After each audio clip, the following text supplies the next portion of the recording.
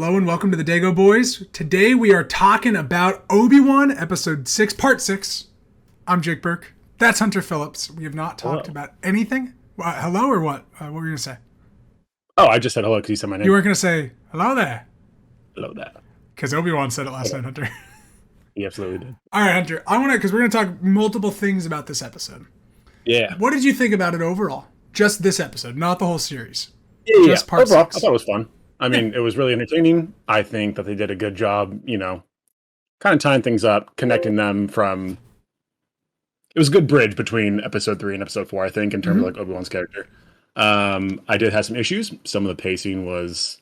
I thought it was the worst pacing of like the whole series. Can I just, while you're talking about that, I have never watched a show where there's two planes of action going, and I'm so into one of them, and then it dips, and I literally, every time it would go to Tatooine, I'd go, okay. Yeah. No, straight up. Like the pacing was kind of trash. No, but overall, I thought it was a lot of fun. I thought it was entertaining. Thought it was still good. But yeah, I enjoyed it. What about you? I really liked this episode, just like I've liked this whole show. Of the highs of this show in this episode are amazing. Like 10 out of 10 Star Wars is kind of what I've been saying. Like that's the high of these of this episode. Even was 10 out of 10 Star Wars, and then it has this other stuff where you're like, okay, yeah, but that's leading us to the 10 out of 10 Star Wars, so I'll allow it. That's kind of how I feel about this episode with the Tatooine plane of action opposed to Jabin. Everything with Darth Vader and Obi Wan Kenobi is spectacular. Fantastic. It's awesome, dude, and that's what we're really going to talk about. But the Uncle Owen and Beru stuff, while like I didn't hate what it was doing, I like the idea of seeing Owen and Beru as like actual characters protecting Luke. Sure. What a bland sequence. And like, why is it half the episode? That could just be the end, that Reva shows up and then Owen defends it. Straight up. Why is it 15 minutes? And it's also an issue that ties into that's kind of been going on through the whole series, but we know where the series goes because we know what happens in episode 4. Yeah. But I think what really is a detriment to the series is we know what happens to the kids, and we know that the kids are in no danger whatsoever. And so, so like specifically with like the whole Luke thing with Reva, you're just like, there's no stakes. You know nothing's going to happen. So like, this isn't fulfilling. This isn't like it doesn't really do much for you because you know exactly what's going to happen. So nothing's going to happen. Like right. And that's why I felt like it could have just been a kind of 10-minute thing with like 5 minutes here and then 5 minutes after the Obi-Wan Vader fight. The fact that we're cutting between the battle of our two heroes going at it, and then it's like Owen kicking over a crate, and he's like, like there was great moments when she was like, you think of this boy as your own, and Owen is like, he is my own. He is my own. Yeah, 100%. Wow. Or like Owen's like, where do we go? And Beru's like, we're gonna fucking fight here, dude. Like that's cool. Beru was taking control. She was doing shit. I did like her a lot because like I don't think we've ever really she's never really had any kind of character development. She was cooking in a kitchen at one point in episode 4. She poured some milk and then roasted alive. Yeah. I kept when I was watching this movie or this episode with Maddie, because I watched like the second time, and I was like, so I just want you to know that every time I watch this, like these people on screen, I just think about like, man, in 9 years you are roasted alive. you are gonna be toasty. Yeah, or like even Bail Organa was like, I worry about her future, and I was like, bro, you don't know what's about to happen in your future. Like, yeah, man, honestly. To be fair, he got it better off than Owen and Beru. But oh yeah, he just got blown up instantly. You can get roasted alive. Now, Hunter, we've talked about the shitty Obi-Wan stuff. The Reva stuff was meh at best. She's out there. She's going to be in more shows. Get ready for more Reva. I don't hate it. Dude, I don't hate it. So I don't hate it. But like her character progression throughout the whole show is kind of fucked. Like she's the big bad, and like she's the big bad up until episode 5, last episode. And then you get her backstory, and you end up like feeling for her. She's a sympathetic character. Yeah, or I guess we're sympathetic towards her. I don't know, empathetic. She becomes a sympathetic character a little bit. Yeah. Okay. Yeah, and you're like, oh shit, like I feel for you. Yeah. And then all of a sudden, she's this evil character again during this episode. She's like, I'm gonna go fucking kill this kid. So it's like, okay, now I don't have that same kind of feeling for you. I don't feel bad for you anymore. And then she comes to the light side again, and it's just like, not again, but she becomes like the light side, and like now she's like, hey, like I'm cool. I just didn't love how they tied up her story. Yeah, I didn't think it was well. I didn't think anything on the Tatooine was well structured. I felt like what it was trying to almost do or say was like okay and fine and whatever, but I didn't like how it all proceeded to happen. Yeah. I didn't like that Obi-Wan's ship had light speed. I didn't like that like the hyperdrives are confusing. We don't know how they work. We don't know how these power couplings work. But if his transport's got a hyperdrive, can we not take those parts and put it on your new hyperdrive that's in your ship right now and let's get this thing going? I was thinking that too, but also I meant to look it up before the show and I didn't. But in Rebels, there's the Ghost and there's the Phantom. Yeah. And the Phantom seats inside the Ghost. It has its own hyperdrive. I think I might have just been misremembering, or I'm just completely wrong. But was there not an episode where the hyperdrive for the Ghost was out and they used the hyperdrive of the Phantom to like take it away? I need to look it up. I'm not sure. And then I was thinking about that and I was like, well, the Phantom docks on top and like latches into and becomes like a part of the Ghost's body. Whereas you see his ship like come out of like the loading bay of the big transport ship. So like I can understand that. But yeah, with the parts, like you can't reuse some stuff, like jerry rig some. Yeah, that just felt a little weird to me. Like the fact they had this transport that was fully operational with hyperdrive. Because like when Reva was attacking him on Tatooine, I was like, damn, how's Obi-Wan gonna get there? Like he's got just a shuttle, and then he just like hops in hyperspeed, like light speed. I'm like, you had this the whole time? And then I got a little pissed off because I was like, you had this the whole time, and we're not fighting on Mustafar. Fuck you, fuck you. Yeah, but we did see that sweet shot of his castle. We did. Oh, okay. All right, Hunter. Let's talk about this fight. And more importantly, let's talk about the single greatest line of the show. I'm not your failure. You didn't kill Anakin Skywalker. I did. Which is awesome because it makes what he tells Luke in episode 4 not a lie. He says Vader killed your father. Like technically, Anakin told him that. Yeah. From a certain point of view. And it's from a certain point of view. Yeah, I loved that they kind of justified that line. Like, okay, now Obi-Wan's not just being, because I always took like Obi-Wan being like, well, Luke, that's what it's if you really look at it my way. But no, he's like, dude, trust me, I thought your dad was dead. Like, yeah. Very cool. What did you think of the fight overall? What did you think of Jabin, that area? I want to talk about that. Awesome. I mean, the fight was fantastic. Some of the imagery that they use is fucking incredible. Like when Obi-Wan like has all the rocks behind him and he's shooting them and he's just straight up space Jesus. He's just hanging out there blasting these rocks at Vader. I thought it was very cool. I loved the Spider-Man Homecoming fallen building thing that we get from Obi-Wan with all the rocks on him. I like the flashes of the kids. I thought that worked really well. Of him, like I thought it was all done very, very well. It's one of my favorite scenes in all of Star Wars for sure. Yeah, super cool. And I think everything with his helmet coming off and we get some Anakin coming through. I think it's fantastic.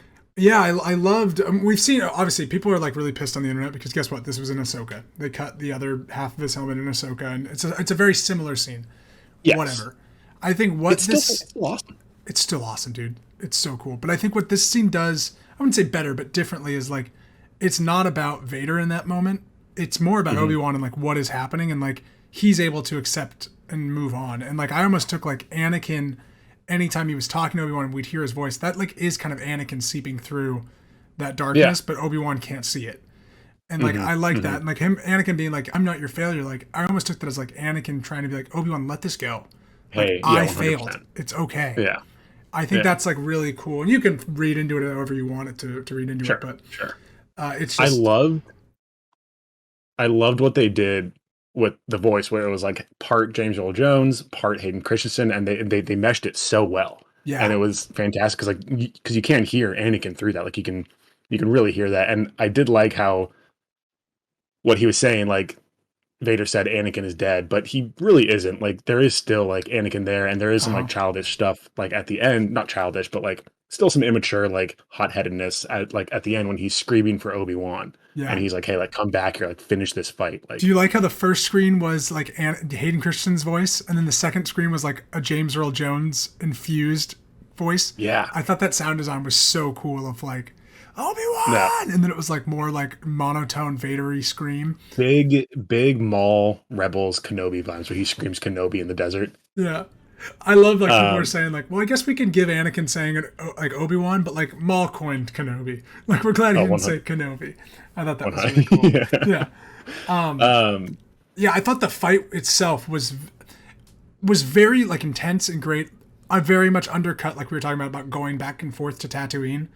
I Hmm. would love to see that fight just full in its It's entirety.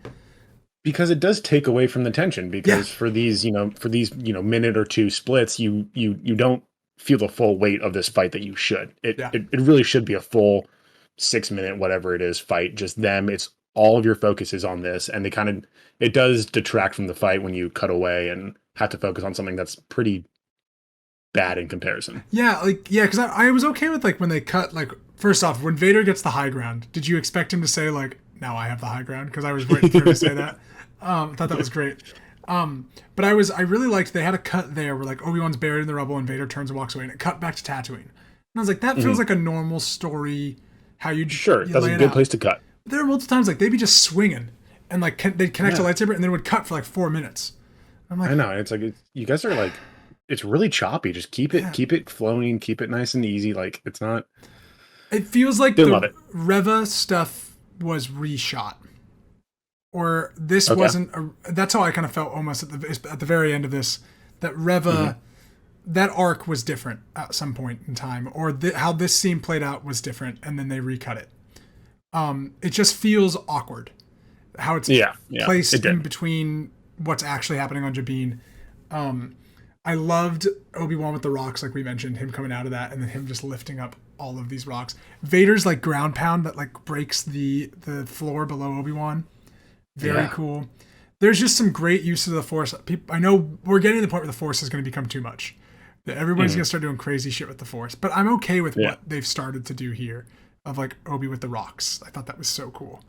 Well, Um, yeah, because it's just like I think it also helps that it's such a important fight, and that mhm. it's these two monoliths of the Force that we love. Yeah, So I think it helps that it's like these people that we have seen use the Force, and we know that they're strong Jedi, strong Sith, whatever. So I don't think it's too bad there, but I agree. Going on, I'm sure we're gonna get some pretty out there I stuff. think so too. Yeah. But also like the lightsaber work was fucking awesome. Like even Vader says like, "Hey, you've gotten your strength back," but then he has that awesome line, "But like the weakness still remains," and he Fuck, it's like so just goes cool. hard. It's so So cool. cool. No, but like, Yeah. everything about the fight, I don't think I disliked a single thing about the fight. This is a really random just question, not about story wise. Do the lightsabers kind of look weird to you in the show? Like how they connect? Like Like when they hit I each don't think other? I paid too much attention to it, but I'd have to Okay. If you look rewatch into it, it. let me know.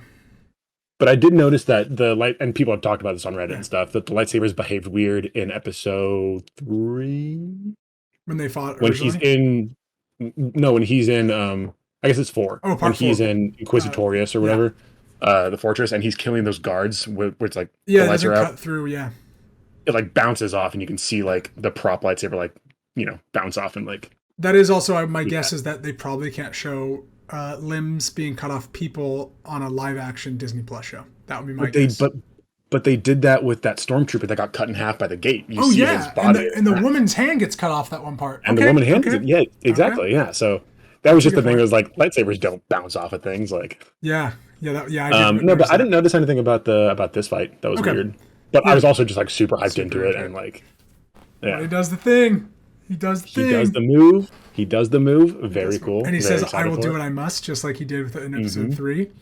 The Um, weird thing though is that before the fight, when he's on the transport ship with Roken, he tells Roken like it's either me or him. Like one of us has to die, which is interesting because it's he says that line in episode 3, like only Sith deal in absolute, mhm. and it's like you kind of think like that's pretty black or white, dude. Like it's not really how that is, and obviously that's not how it goes. But Yeah, and he well, realizes that. he realizes it, and then Um, because he also sees that Anakin's dead.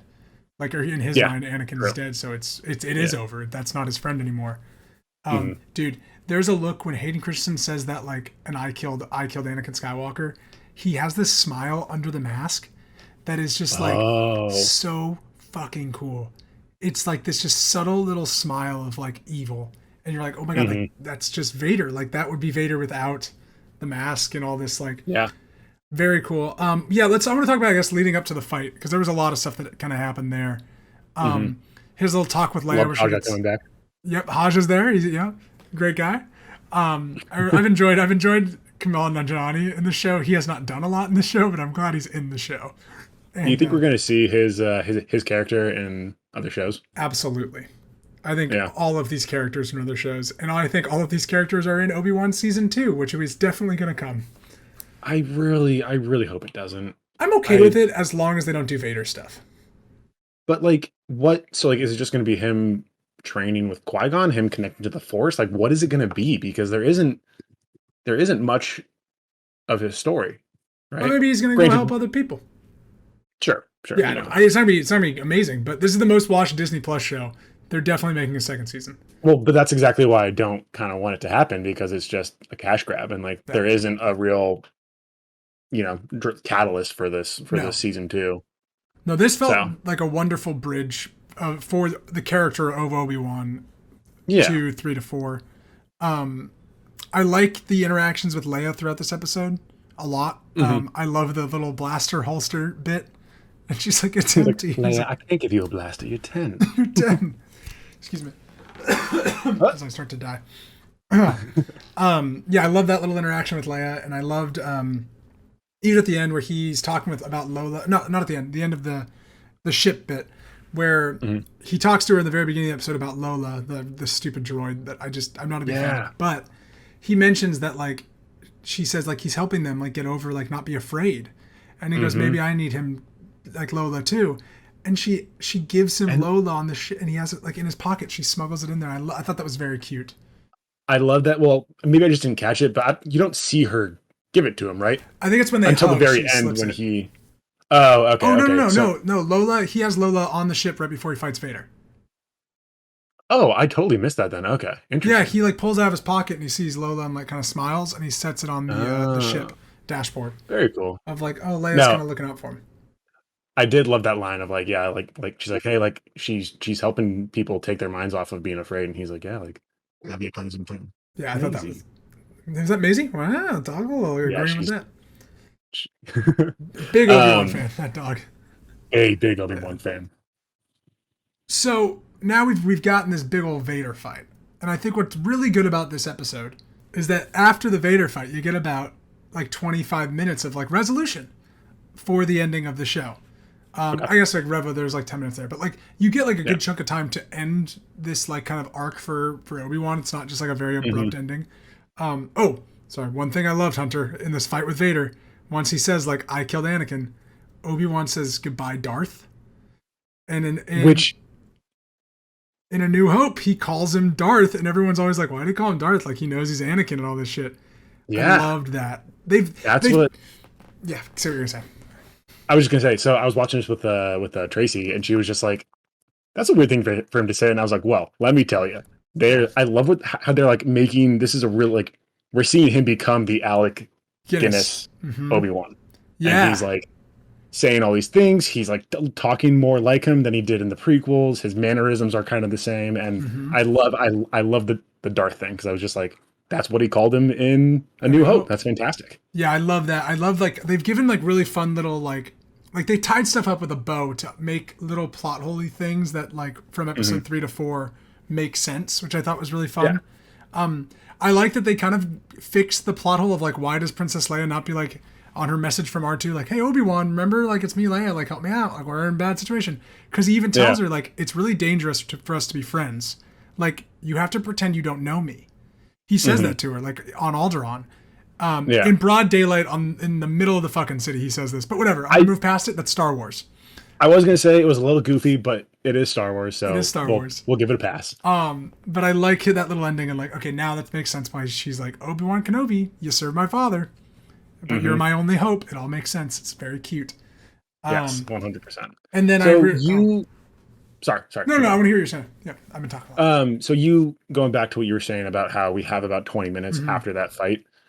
That's also an issue I had with the pacing because I feel like they could have ended the episode when Vader's in his castle talking to Sidious, and Sidious is like, "Hey, like I don't know if your like loyalties are where they should be. Like, are you sure like your old master Mm-hmm. isn't like clouding your judgment and all that?" And he says, "No, I only serve you, my master." I could see them cutting it right there, and that would be the end of the show.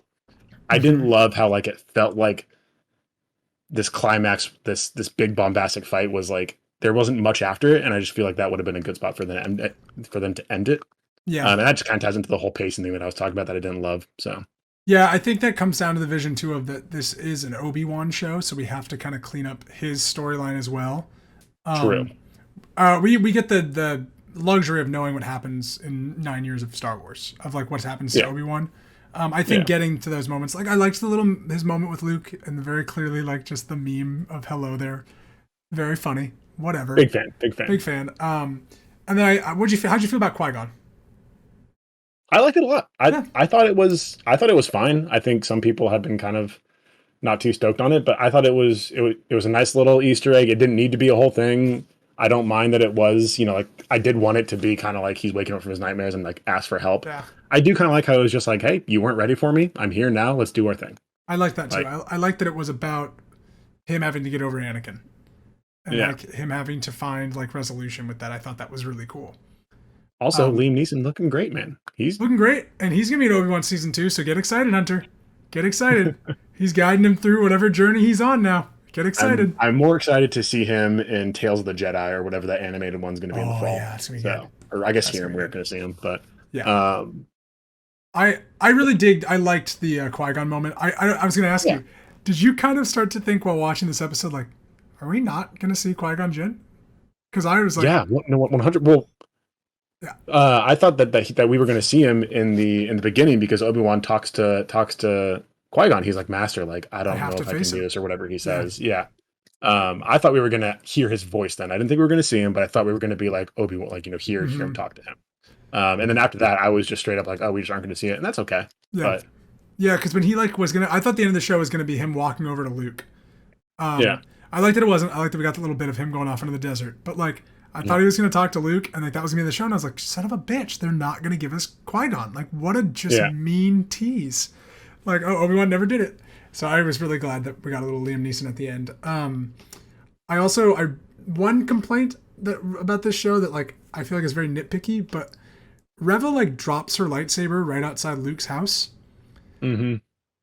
What happened to this lightsaber? Did Obi-Wan pick it up and take it? What? Owen just has it in the house? What is it? I can't imagine that Reva bent down and like picked it up afterwards. Like, oh, probably shouldn't leave this for the kid, huh? Like, that was a weird moment. You can't see this. He's not going to know what it is in 9 years. So. Yeah, like I thought, like she should have buried it in the sand, whatever. But it was just a weird moment that I didn't love. But everything with Darth Vader and Obi-Wan in this show was just absolutely fantastic. Yeah, it was so good. No. All the characters that we've had, especially obviously Anakin and Obi-Wan / Vader, fantastic. But Roken I'm a big fan of Roken, and I'm stoked to see, is he going to be an Andor? Are they going to do like a show with him and Quinlan Vos and they're like doing some past stuff? Are we going to see where are we going to see him next? I'm very excited to see where he is because they have that. He has that talk with Obi-Wan where he's like something about like Obi-Wan's talking about leaders and blah blah, and Roken is just like, oh, like I'm just getting started. Yeah, he says something along the lines of like people follow you, like don't stop that or something, like we need that. Yeah, and he goes, oh, I'm just getting started. And I like that. Yeah. I definitely think you're seeing him in Andor because Andor's time is exactly this time period. Same. That's very much on purpose. The first season of Andor. The second season of Andor is leading up to Rogue One, which is going to be really cool. Fuck yeah. I'm so excited for that show. Dude. How did you feel overall about Obi-Wan? I'm curious about your overall thoughts. I really enjoyed it. I saw some people ranking on Twitter all of the Disney Plus shows, Marvel and Star Wars included, and they had Kenobi pretty low. I think they had it at like 6 or 7 or whatever. Okay. It's one of my favorites. I think so. Overall, I think it was fantastic. I think it's obviously worth a watch. I think its highs far outweigh the lows. So I'm pretty jazzed on it. Pretty big. Yeah, I think that's how I feel about it. Like, it's not perfect, and that's okay. No. Star Wars isn't perfect. It never is. It's never been perfect. Except for Empire Strikes Back, maybe it was perfect. But it's always had bad. It's always had good. But I think the good is so much more endearing, and like there's so much love that they put into these big moments of the show. Yeah. That it outweighs the Leia dodging people through trees in the first part, or still so bad. It's so bad, right? Like it outweighs a lot of that. That I'm okay with it. I also think the fact that just this show, we've talked about it, it starts with this previously on Star Wars, and it's the coolest 5 minutes. Which was awesome. Yeah, so cool. I was trying to go back and after we finished the episode, I was talking to Tracy about how like we talked about this, but how the Obi-Wan theme is dead on the Spider-Man PS4 theme. And so I was trying to go back and like find the theme, and it started over at the end because we finished episode 6. So it started with episode 1, and it just went right into the flashback. And I was like, God, this flashback's fucking awesome. So we just sat there and watched it, and then we like listened to the theme. So cool. And also, it is essentially spot on. There's like 1 or 2 notes missing, and they're like sped up or slowed down, but like they're so close. They're so close. I can't not hear it. I actually really like the Obi-Wan theme. Like I think it's a really cool theme. Like it fits Star Wars very well, and like it feels, I mean, it is John Williams, but like it feels like that kind of caliber of a score. I don't think the music in this show is actually very good. Just I enjoyed the music in this episode. I thought was better than the other episodes. Yeah, I wish the fight music was better, but I think it's the problem that we were cutting between Tatooine, so you can't have like Duel of the Fates going or something. True. I loved when the Palpatine scene and then it played the Imperial March, because like he's now like the Vader that we've kind of come to know. I thought that was really cool. I liked the Palpatine bit. Very cool scene, Ian McDermott. He even said, like, I'm pretty sure that he said that he wasn't in it or whatever it was, but I loved seeing him. Yep. He looked very old, but he's an old dude. So fun fact about this with Emperor Palpatine. This is the first time ever Ian McDermott has been the right age while playing Palpatine. Interesting. Because that's very he's cool. Roughly 75, the character of Palpatine, and Ian McDermott's like 77 or 78, and he's never played him at the right age. That's great. I love that. Isn't that great? It is wild to think that this is the same dude who played the Emperor in the original trilogy. He's just been hanging on this whole time. I know. So he must have been. He was like 35 or something, 40 back then. Okay, yeah. He was really young. Insane. Yeah. And I just thought that was a great scene because I love the duality of Anakin and Vader, and we're like really getting that more and more through Star Wars media. And I even like that Palpatine scene of like, hey, like, you gonna be a problem? Don't be a problem. You gonna be a problem? Is this Anakin thing gonna be a problem? And him being like, it's not a problem. All right. I would love to see. I'd be very happy if they did a Vader show in not next or whatever, but like in sometime in the future, because some of the Disney comics we were talking about, the Star Wars comics and all that, but like the Disney run Vader comics are really, really good, and they have some really cool stories, and it'd be very fun to see how that would play out live action, and because you see more of the relationship between Palpatine and Vader, and I think it'd be very, very fun to like flesh that out, see it come to the screen and all that. I think so too. I think we're gonna get that in a few years. I'll be very, very stoked on that. Yeah, I have okay. So I'm gonna wrap up the Obi-Wan talk, and then I want to dip into kind of future Star Wars shows for a second. Sure. Other shout out to Obi-Wan. How great was it when he explained to Leia her parents? Yeah, and he's like giving her like all the attributes. Yeah. He talked about Anakin. He's like, your father, and you got his passion. I was like, oh, you're an asshole just like your father. Yeah, it's fantastic. Nobody talks shit on Anakin. I love that. Which, like, come on. No, they know. They're like, this guy is fucking. We fucked this guy up. He was nothing but a whiny little bitch in all the movies. We fucked this guy up, man. We gave him a raw deal. Which is very true. He did get abducted, not abducted, but he did get, we like took indoctrinated him from his mom. Into this. Yeah. The guy that took him from his mom died like a day later. It is just funny how like, because what we know of Anakin, if you haven't seen the Clone Wars, you just see the movies, and like, Obi-Wan's talking about him being fearless, which we do see and all that, but like blah, blah, blah. And we just kind of see this like whiny little like shitty kid in the movies. And it's like, yeah, that was your best friend. All right.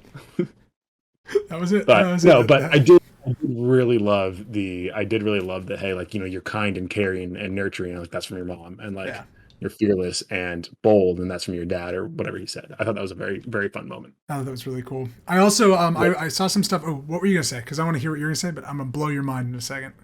Oh, I was just saying what really fucking bugged me, and this is very nitpicky. But we see Leia like strap up with Tala's holster. Yeah. Which is very cute. I loved it. And her mom was like, is that a holster? Like, I love it. That's awesome. Yeah, that was cute. I fucking hate it. So Tala has those tally marks for all the Imperials that she killed. She doesn't do the cross for 5.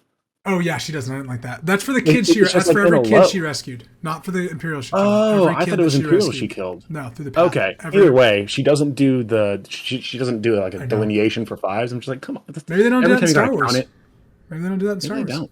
Yeah. Have you seen total tangent? It's a like a little picture that goes on Reddit every once in a while, Yeah. but it's how different countries and different cultures do tally marks. It's No. very interesting. It has so like the Chinese one, you go like one is like a one, just like a dash, and then like two is a upside down T, and then three is like a dash coming off here, four is a circle, and five is something else. I'm just like that's very interesting. That's really like other cool. countries have like different ways to do it and all that. But So in Arabesh, they just don't cross anything. It's just a lot of ones. it's a dumb way to do it.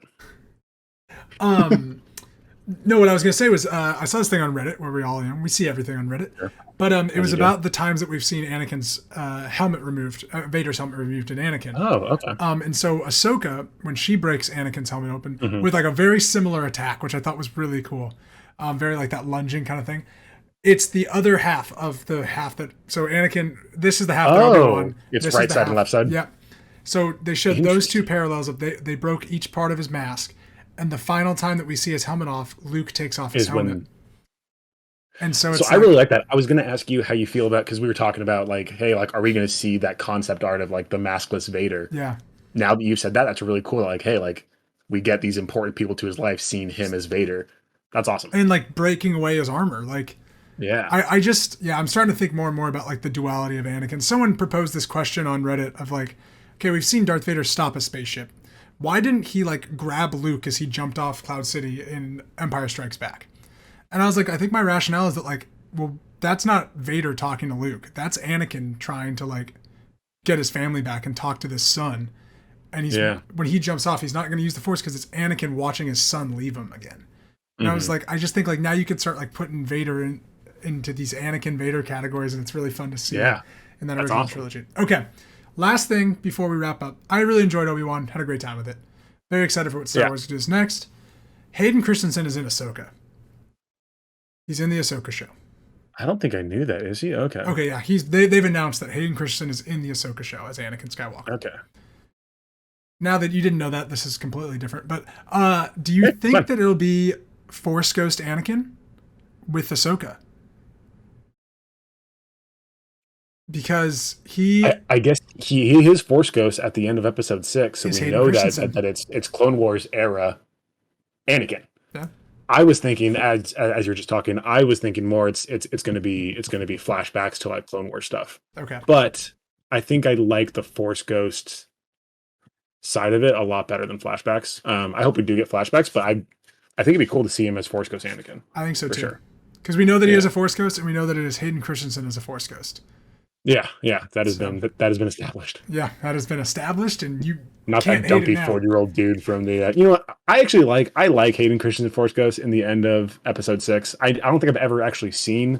I've seen like, screenshots and stuff, but I don't think I've seen like the theatrical release Episode 6 before. I think I've only ever seen the re-edited 90s. Yeah, but that still had the old dude. But Hayden Christensen didn't get added until the Blu-rays, because he had to be past 2005. Damn, so I guess I've only seen the Blu-rays. That's insane. That's interesting. All right. I can get you a DVD of it before the Blu-rays, and you can see it with the old dude. Change your mind. Okay. I mean, I've seen like screenshots of the old dude, and it's just like, who the fuck is that guy? So you've only ever seen Ewoks blink. Yeah. Wow. Are they just mad dogging the camera the whole time without? Oh, you don't even notice because they're these stupid frumpy little teddy bears. But sure. George Lucas really noticed, Hunter, and he said, "You know what this movie's missing? Ewok eyelids." Those things have to blink. They're freaking me out, guys. Yeah. I told you this was a bad idea. George Lucas is sitting in a chair. I've been thinking about this for 40 years. It's 2005. 20 years. Pretty fucked. Let's put some miles on. Yeah, let's put this on. These freaky teddy bears are freaking you guys out too. Jesus Christ. These are terrifying. Well, thank you so much for the last 6 weeks talking about Obi-Wan with me. It's been a blast. I'm glad we've done it. And we'll be back probably in the next few weeks with some more Star Wars talk, because it's been wonderful. But I'm ready for Andor. Very ready for Andor. So stoked. Thank you so much for watching the Dagoboys, our little review of Part 6 and kind of all of Obi-Wan together. We will see you next week.